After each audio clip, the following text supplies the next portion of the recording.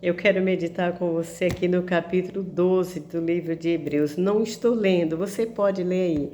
É que eu estou sem os meus óculos, não dá para me ler sem óculos.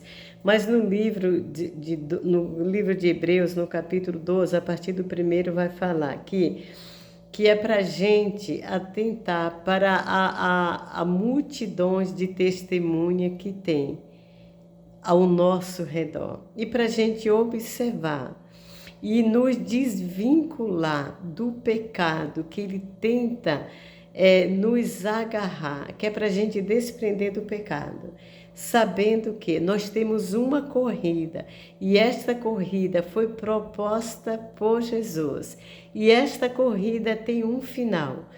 E nesta corrida, nesta caminhada, nós precisamos fixar os nossos olhos apenas em Jesus. Como apenas em Jesus? Em tudo que ele fez por nós, em tudo que ele passou. A Bíblia vai dizer que Jesus ele veio na terra como homem, como ser humano. Nascido de mulher, padeceu, sofreu todas as aflições. Aí ele vai dizer que Jesus, quando Jesus passou por todas as humilhações, toda a dor, toda a aflição, ele tentava fixar naquilo que foi prometido para ele, que era que ele ia voltar na nossa libertação, na minha libertação, na tua libertação, na nossa salvação, a salvação da raça humana. Aquele que através do ouvir a palavra do Senhor guardou no seu coração e entregou a sua vida para ser cuidada por Deus.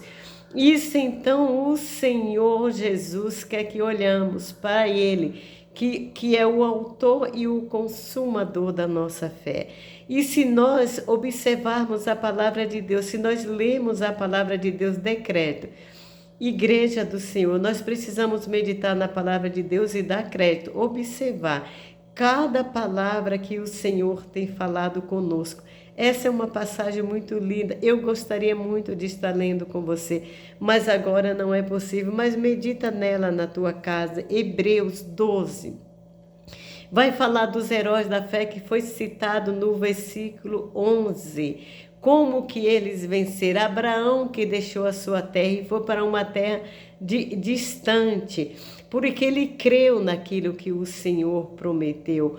Raabe, que era uma prostituta, ela não teve medo de ser pego pelo rei da sua terra, ali de Jericó, mas ela preferiu dar guarida para o servo do Senhor, porque sabia que Deus era poderoso para libertar, porque ela ouviu falar do poder de Deus e por isso ela creu.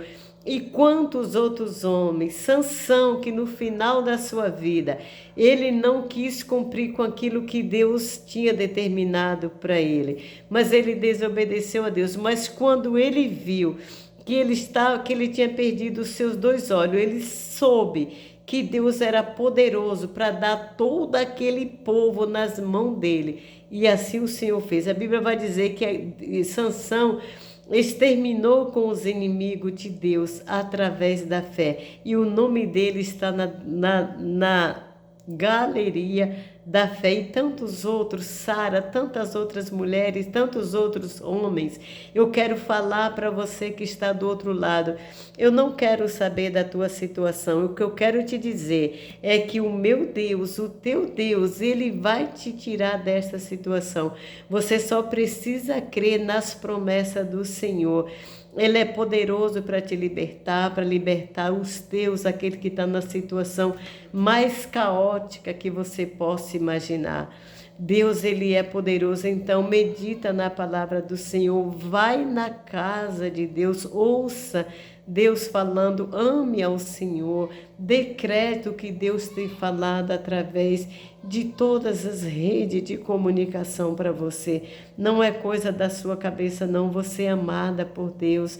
O Senhor deseja naquele grande dia abrir o livro da vida e falar o meu e o seu nome. Aquele dia quando nós escutarmos o nosso nome falado, sendo falado pelo nosso Deus Todo-Poderoso, Quando o Senhor abrir o livro, que o nosso nome estiver ali, quando tombarmos, quando parar de respirar, eu digo que a morte para nós cristãos, ela é como uma limusine que vem a te buscarmos para levar a presença do nosso Deus.